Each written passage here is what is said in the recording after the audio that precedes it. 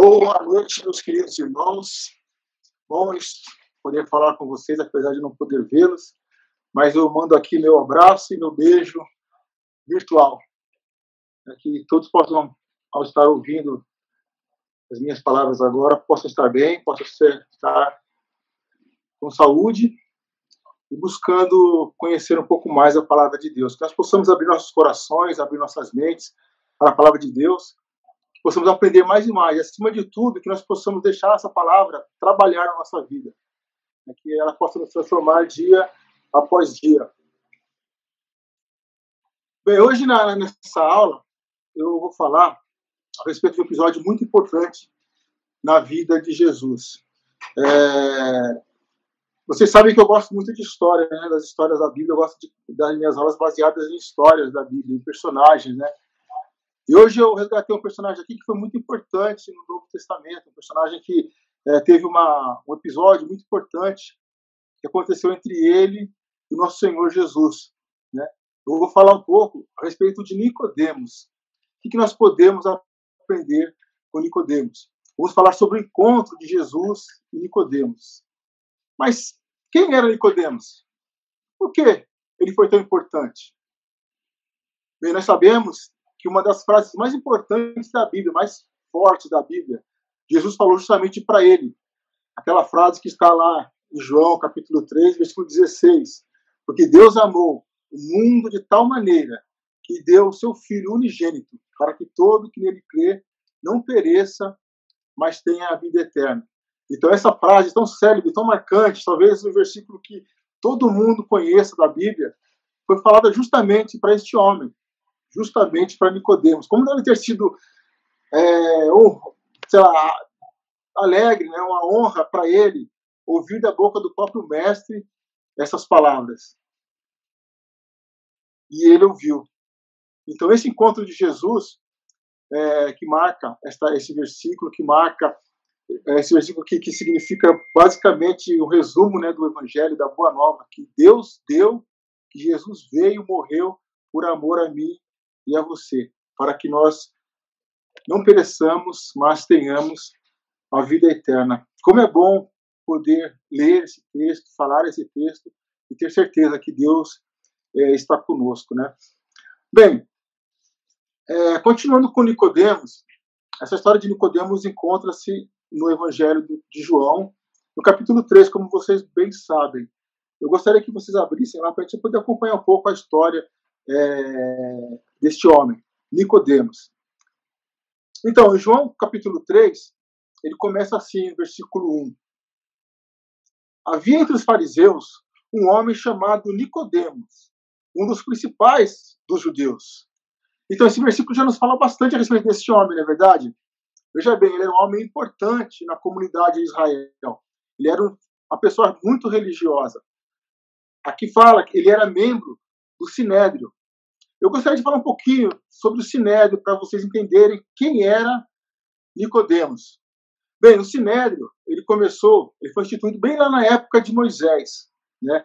Era um grupo de homens, uma assembleia de homens qualificados para tomar decisões, para julgar, para fazer algumas coisas referente à vida espiritual e civil do povo de Israel. Bem, o Sinédrio ele era constituído por 71 membros, um número restrito, 71 membros. Nicodemos se contava entre eles. Então a gente vê que ele já era uma pessoa importante, né? O que mais? Para se fazer parte do Sinédrio, era necessário ter a idade mínima de 40 anos. Então nós entendemos também que Nicodemos ele era uma pessoa experiente, já tinha vivido algumas coisas, tinha vivido bastante, né? O que mais? Para fazer parte do Sinédrio também, era necessário que se conhecesse a Torá. O que é a Torá? A Torá é a Bíblia do Velho Testamento, é o livro da lei, né? São os 5 primeiros livros da Bíblia, né? Gênesis, Êxodo, Levítico, Número e Deuteronômio. Então, a pessoa, para fazer parte do Sinédrio, teria que conhecer a Torá, né?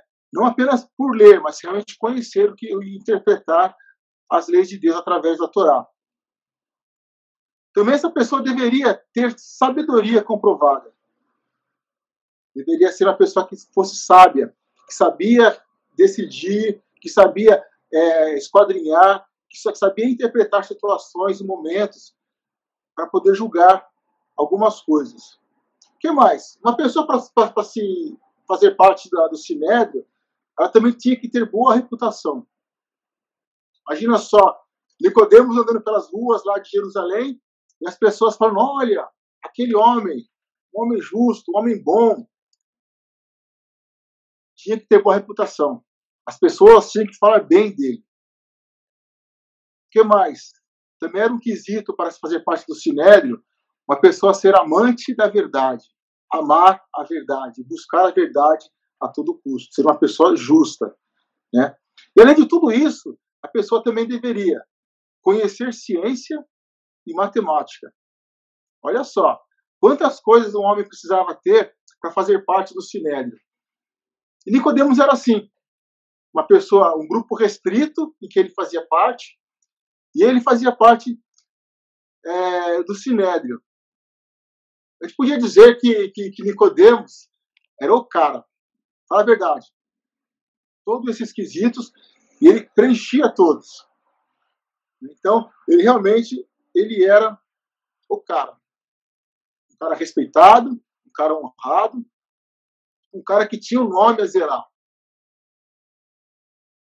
Interessante que nós vamos ver aqui no capítulo 3 de João, que este homem, com todo esse conhecimento, com toda essa pompa, com toda o nome que ele tinha, ele foi um dia se encontrar com Jesus. E ele foi se encontrar com Jesus, um encontro que marcou a vida dele. Por quê? Porque aquele homem, sendo conhecedor da lei, Jesus foi falar algo que afrontava todo o seu conhecimento. Porque tudo que ele tem, tudo que ele julgava importante, Jesus mostra que aquilo tudo é temporal, tudo é passageiro. E Jesus vai falar com ele algo eterno, algo espiritual, totalmente diferente daquilo que ele conhecia. Isso é bem aquela questão do Velho Testamento e do Novo Testamento, né? Uma coisa nova, uma coisa que aqueles homens não estavam acostumados a conhecer e a saber, mas que Jesus estava ali ensinando. E Nicodemos teve o privilégio de aprender com Jesus. Continuando a leitura, no versículo 2, diz que este de noite foi ter com Jesus. Outro ponto interessante, né? Ele foi de noite falar com Jesus. Então, ele sabia sobre Jesus. Ele já ouviu alguém falar, alguém comentar sobre Jesus. Ou talvez ele mesmo já tenha ouvido algum discurso de Jesus, já tenha observado Jesus em seus atos, em seus milagres, assim à distância. Ele tinha muitas dúvidas, ele queria saber muito mais. Mas ali, ele não tinha coragem de levantar a mão e perguntar. Ele não tinha coragem. O que ele fez? Bem, ele foi escondido. Ele foi à noite. Por quê? Porque ele não queria que ninguém soubesse desse encontro com Jesus. Ele estava inseguro. Ele tinha uma reputação a preservar. Ele talvez não quisesse que os homens ouvissem falando com Jesus,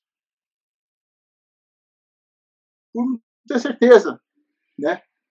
Se realmente aquele homem ele era o que ele pensava ser, né? O que Nicodemos pensava ser. Nicodemos, afinal, ele era um mestre, acostumado, olha só, gente, ele era acostumado a responder perguntas. As pessoas iam até ele para tirar dúvidas, e ele ia lá e explicava para as pessoas. Agora aqui não, ele está numa posição diferente. Ele está lá para perguntar, para saber um assunto que ele desconhecia. Então isso, de certa forma, era humilhante para ele, era vergonhoso. Então, ele vai e decide, a curiosidade dele, o interesse dele, a atração que ele tinha por Jesus era tanto, que ele desafia tudo isso, e ele vai conversar com Jesus. Porém, ele vai durante a noite, onde ninguém pode testemunhar. Né? Ele vai lá conversar com Jesus. E é interessante a gente perceber também que no Velho Testamento, as bênçãos que vinham de Deus eram bênçãos físicas que eles conheciam. Né? Quais eram as bênçãos do Velho Testamento? Ah, você é abençoado quando você tem muitas terras, né? Você tem vida longa, você tem muitos filhos. Tudo isso era sinal de bênção para o povo de Israel. Só que Jesus fala algo que ele não conhecia, algo que ele queria muito saber, que era justamente o reino de Deus. Uma bênção diferente, uma bênção totalmente espiritual, que nada tinha a ver com físico, nada tinha a ver com aquilo que ele tinha, com o que ele possuía. Mas era uma coisa que ele ia possuir mais para frente, que ele ia conquistar mais para frente. E ele começa a conversa mostrando bastante respeito e consideração a Jesus. Ele fala, né? Sabemos que és mestre da parte de Deus, porque ninguém pode fazer esses sinais que tu fazes se Deus não estiver com ele. Então ele está falando, primeiro, né, que ele acreditava. Ele está afirmando, ele está elogiando Jesus, né? E Jesus, ele conhece o coração das pessoas. E ele percebia que aquele elogio era sincero. Por isso que ele não repreende. Porque se nós formos ver em outros textos de outros evangelhos, nós vamos ver que alguns fariseus chegam até Jesus com essa mesma conversa, mas de uma forma hipócrita, de uma forma falsa. E Jesus desmascara eles logo de cara. Né? Mas com Nicodemos é diferente. Jesus percebe no coração de Nicodemos, nas palavras de Nicodemos, sinceridade. E ele não repreende, né? Mas ele responde. Né? Uma outra coisa que a gente pode absorver dessas palavras de Nicodemos, quando ele fala que ninguém pode fazer os sinais que tu fazes, se Deus não estiver com ele, nós podemos ver aquela tese, né, do Evangelho, em que os milagres serviam para comprovar quem era Jesus. Que Jesus, ele era filho de Deus. Lá em João, no final do Evangelho de João, capítulo 30, o evangelista ele diz, né, que, na verdade, Jesus fez diante dos discípulos muitos outros sinais que não podiam ser escritos nesse livro. Mas estes foram registrados para que creiais que Jesus é o Cristo, o Filho de Deus. Né? E para que, crendo, tenhais vida em seu nome. Então, João está falando o quê? Que os milagres de Jesus, os sinais que foram registrados no Evangelho de João, era para que comprovasse que Jesus era, de fato, Filho de Deus. Que ele era quem ele dizia ser. E aqui, nas palavras de Nicodemos, bem no começo do Evangelho de João, nós podemos perceber isso, né? Que aquele homem, ele tinha sinceridade no coração. Ele falava assim que os milagres que Jesus fazia, que ele viu Jesus fazer, ou que ele ouviu alguém falar que Jesus fez, os milagres que Jesus fez comprovaram que Jesus era de fato o Filho de Deus. Como é interessante isso, né? Como é importante da boca de um homem com a pompa, com a experiência, o conhecimento que Nicodemos tinha, falar isso e reconhecer quem era Jesus. Interessante também é que Jesus, ele não dá muita conversa, né? Ele logo já responde cortando toda aquela bajulação. Ele já começa no versículo 3, ele responde, né? Já vai direto ao ponto, vamos dizer assim. Ele já responde direto a Nicodemos. Em verdade, te digo, que se alguém não nascer de novo, não pode ver o reino de Deus. Jesus está falando para Nicodemos, olha, para ver o reino, para pertencer ao reino, é necessário nascer de novo. Nós percebemos no versículo 4 que Nicodemos, ele interpreta as palavras de Jesus de uma forma literal. Né? Ele não consegue entender como se processa o segundo nascimento. Olha o que ele fala no versículo 4. Como pode um homem nascer sendo velho? Podes, porventura, voltar ao ventre materno e nascer segunda vez? Então, ele está entendendo o nascer de novo como sendo um nascer físico. Impossível, né? Porque a criança nasce pequenininha e vai crescendo com o tempo. Então não tem como voltar, regredir no tempo, diminuir de tamanho. E ele não entende isso. Ele não percebe que Jesus está falando aqui de uma forma totalmente espiritual. Totalmente espiritual. E quando Jesus fala isso, Jesus, ele diz aqui duas coisas totalmente necessárias para que haja esse nascer de novo. Primeiro, a decisão do homem e a intervenção do Espírito Santo. Porque ele fala no versículo seguinte, né? Versículo 5.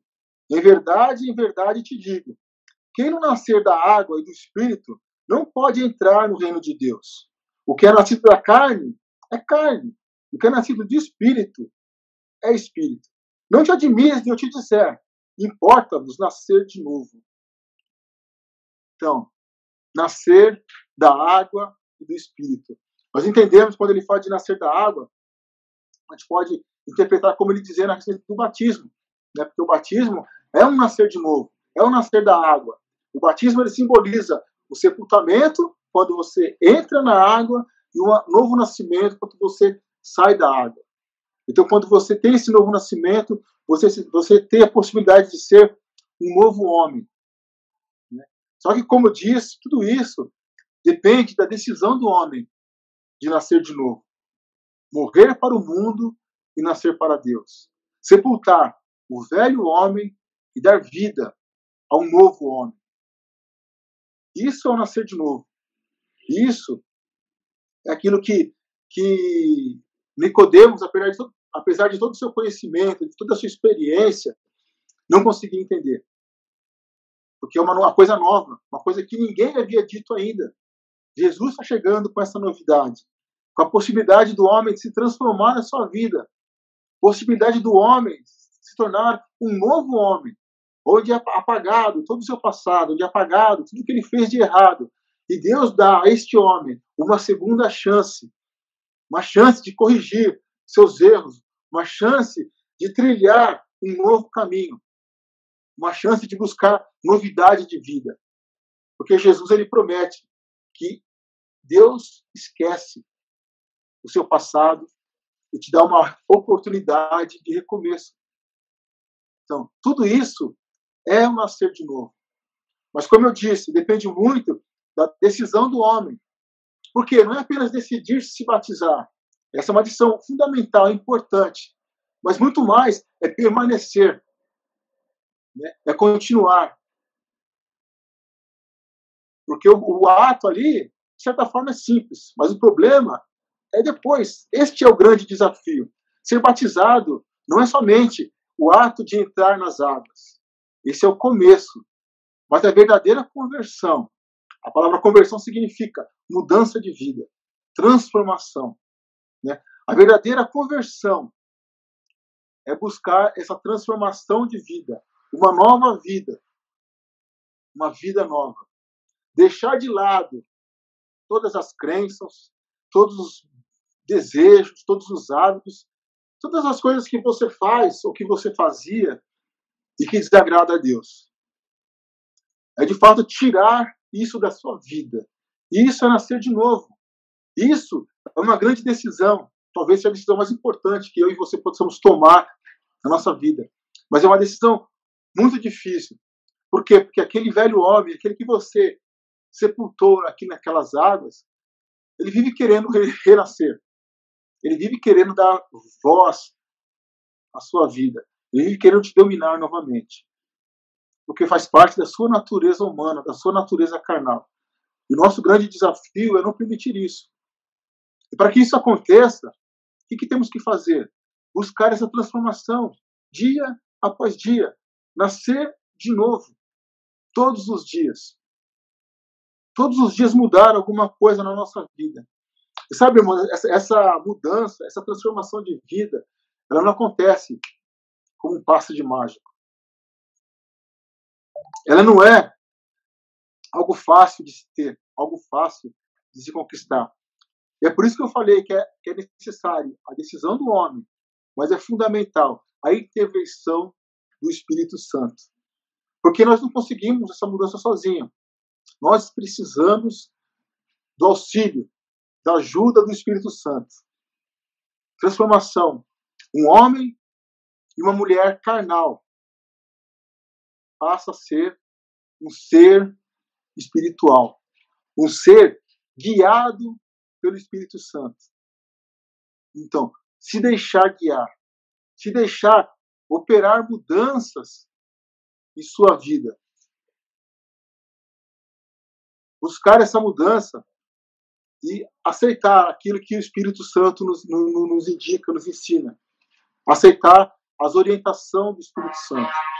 Porque Deus, Ele nos prometeu, né, que Ele não nos deixaria sozinho. O Espírito Santo seria também o Consolador, aquele que estaria do nosso lado, nos ajudando, quando naquela situação que nós não conseguimos aguentar, que nós não podemos resistir. Ali está Ele para nos consolar, para nos fortificar e para nos dar a certeza de que nós podemos, de que nós conseguimos vencer as tentações e os desafios em uma vida espiritual. Né? João capítulo 16, no versículo 8, Jesus fala que ele entraria esse Consolador, o Espírito Santo, e que o Espírito Santo nos convenceria do pecado, da justiça e do juízo. O que quer dizer isso? Ele vai mostrar aonde eu e você precisamos mudar.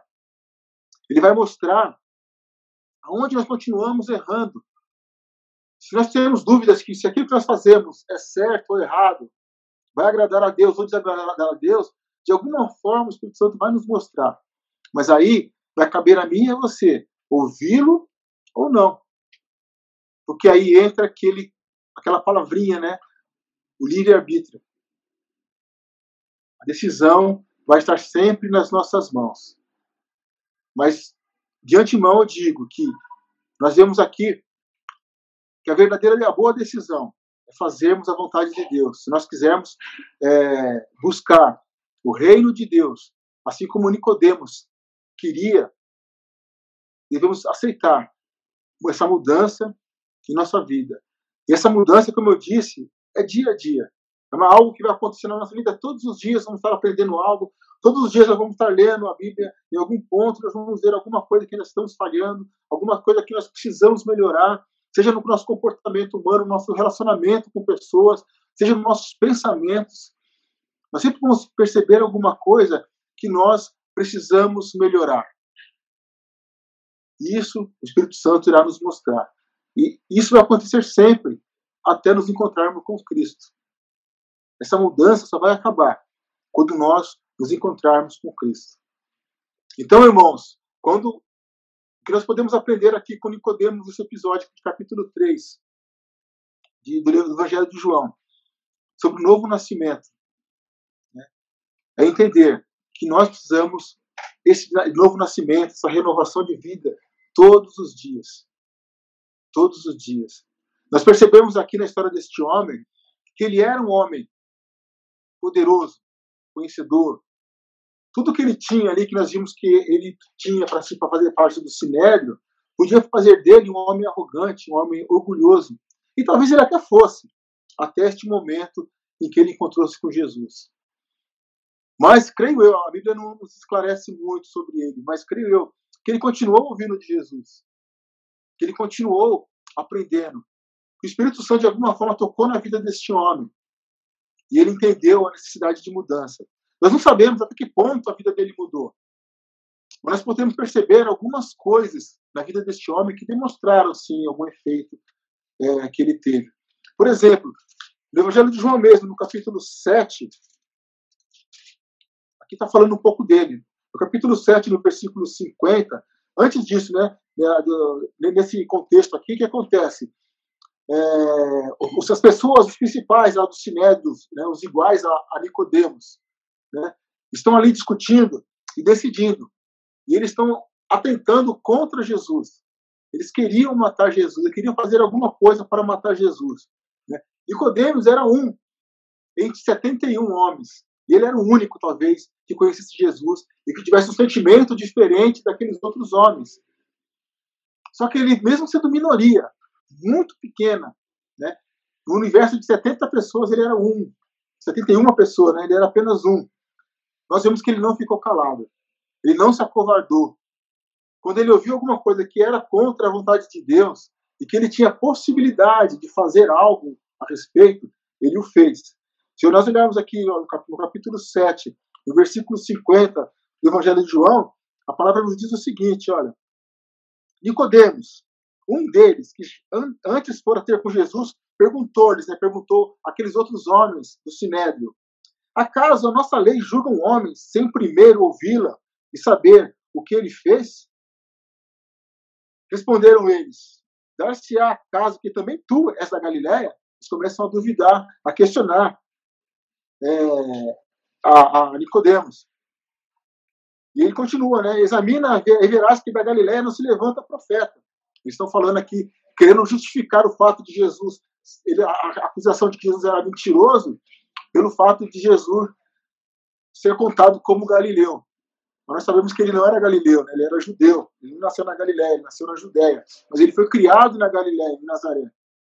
E aqueles homens julgavam ele pelo lugar de nascimento dele. Só que no versículo 23 fala que cada um foi para sua casa.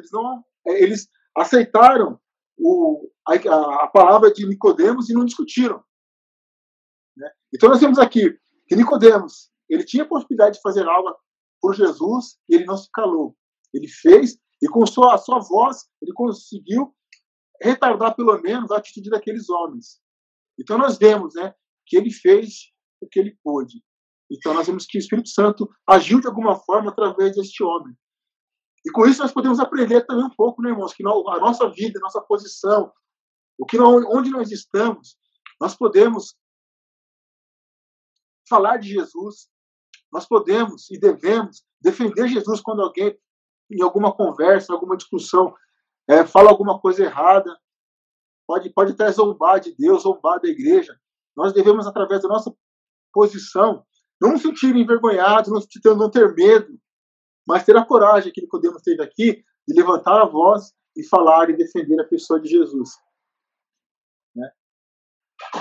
É lógico que Jesus não quer, que não precisa que ninguém o defenda, mas ele o fez. E nós podemos fazer também. Porque se nós conhecemos, nós devemos ser intrépidos, como a Bíblia fala.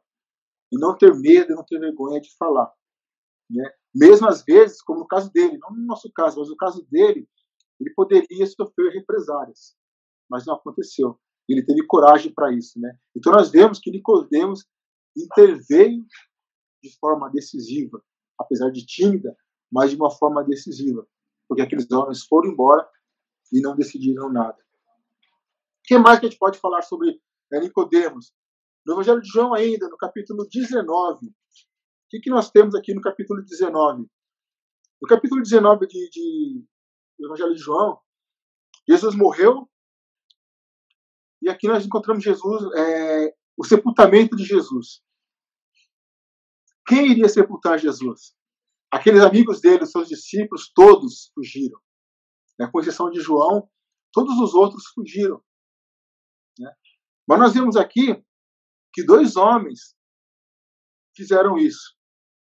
Versículo 38 do Evangelho de João, capítulo 19, versículo 38, diz assim: depois disso, depois da morte de Jesus, depois disso, José de Arimateia, que era discípulo de Jesus, ainda que ocultamente, pelo receio que tinha dos judeus. Então, José de Arimateia era um homem, assim como Nicodemos, participante do Sinédrio, que cria em Jesus. E aqui fala, ele cria ainda que ocultamente.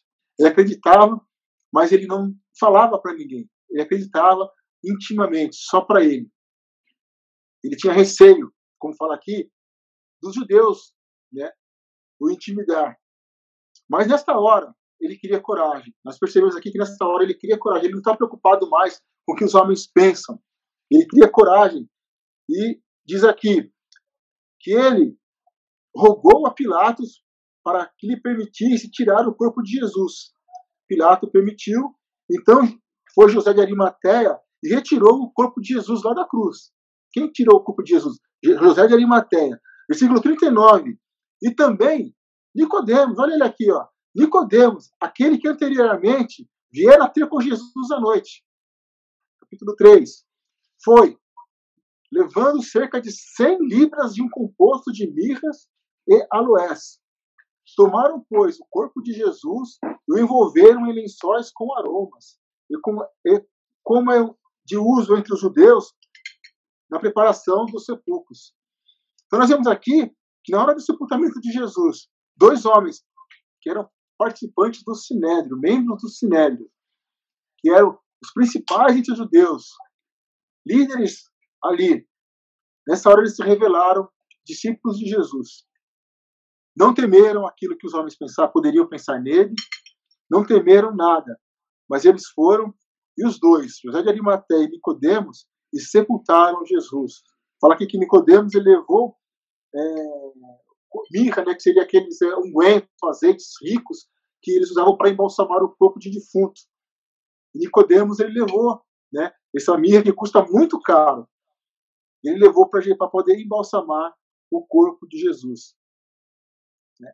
Então nós vemos aqui que aqui ele perdeu a vergonha, né, perdeu o medo de ser visto, perdeu aquela necessidade de se esconder para prestar uma última honra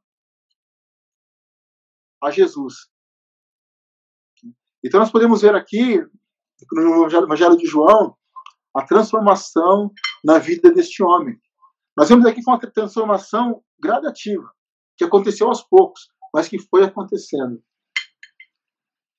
Esse novo homem que Jesus falou para ele lá no capítulo 3, que tinha que nascer de novo para se transformar um novo homem, ele estava ali, em processo. Nós não sabemos, a Bíblia não nos relata com certeza se Nicodemos se tornou um cristão de fato. Nós não sabemos disso. Porém, a tradição nos conta, né, que ele foi batizado por Pedro e João, né, e se tornou um cristão. Mas isso é tradição, a Bíblia não nos afirma isso, né? Mas nós podemos ver e aprender com este homem quão necessário é mudança de vida, quão necessário é nos apegarmos àquilo que a Bíblia ensina e aquilo que significa ser um novo homem. Esse novo homem que Jesus falou lá no início, que é necessário que não somente Nicodemos, mas todos os homens, inclusive eu e você, possamos nascer de novo para transformar-nos em novo homem. Bem, eu sei que a grande maioria, talvez a totalidade das pessoas que estão me ouvindo neste momento, já passaram pelo batismo. Então, esse é um processo. O batismo é apenas o primeiro passo. Os outros passos, eles são consequência de uma vida santa, de uma vida que busca, de fato, fazer a vontade de Deus. O Espírito Santo agindo na nossa vida, nós permitindo isso, essa transformação acontecerá normalmente. Nossa parte é aceitar Jesus como Senhor e Salvador da nossa vida. Então, Jesus como Salvador, todo mundo quer, porque todo mundo quer ser salvo.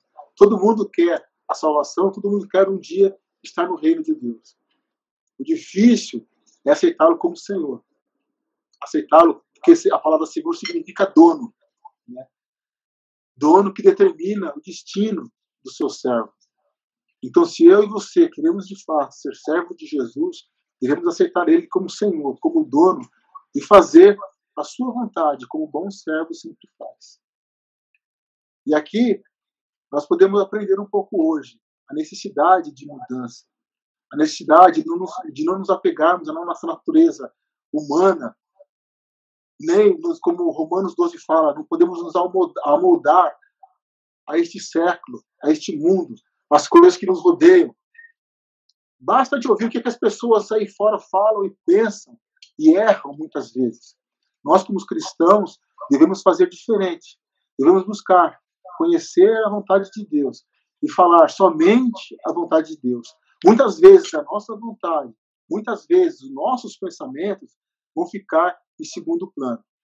Mas, primeiramente, devemos sempre nos fixar e colocar como ponto principal o que Jesus espera de nós. O que a Bíblia nos ensina para ser e para fazer. Então, irmãos, que isso seja a nossa vontade, que isso seja o nosso compromisso, dia após dia, que começou lá, o dia em que eu e você entramos nas águas do batismo, e só vai terminar no dia em que nós estivermos com Cristo na sua glória. Então, que essa seja a palavra que fique no coração de cada um de nós, para transformar a nossa vida neste momento. Eu quero agora, antes de encerrar, fazer uma oração com vocês. Oremos ao Senhor. Santo e bondoso Deus e Pai, eu quero agradecer ao Senhor pela possibilidade que nós temos, ó Pai, de aprender mais e mais, ó Deus, da sua palavra. Que o Senhor ilumine, Pai, nossa vida, que o Senhor nos mostre o caminho a seguir. Te agradecemos, ó Pai, pela tua palavra, que hoje escrita em nossas mãos, nos dá a possibilidade de conhecer a sua vontade, de conhecer, ó Pai, o teu plano de salvação, que começou através da vinda de seu Filho Jesus, que viveu, que nos ensinou, que morreu, mas que ressuscitou e está ao seu lado, à tua direita, Pai. Obrigado pelo seu plano maravilhoso de salvação. Que o Senhor pegue, Deus, a vida de cada um de nós. Neste momento, Pai, que o Senhor coloque nas suas mãos, que através do seu Espírito Santo, o Senhor molde, Pai, como aquele oleiro que está fazendo, que está moldando um vaso de barro, que o Senhor possa nos moldar da forma que o Senhor achar necessário, da forma, Deus, que for útil para o Senhor. Porque nosso desejo, Pai, é estarmos sempre ao teu lado, fazendo a sua vontade, para que um dia possamos estar juntos com o Senhor no seu reino eterno. Obrigado, Deus, pela possibilidade, obrigado, Pai, pelo privilégio que nós temos de sermos hoje, através de Jesus, chamados seus filhos. Te agradecemos por isso, te louvamos neste momento, Deus, em nome de Jesus. Amém, Senhor.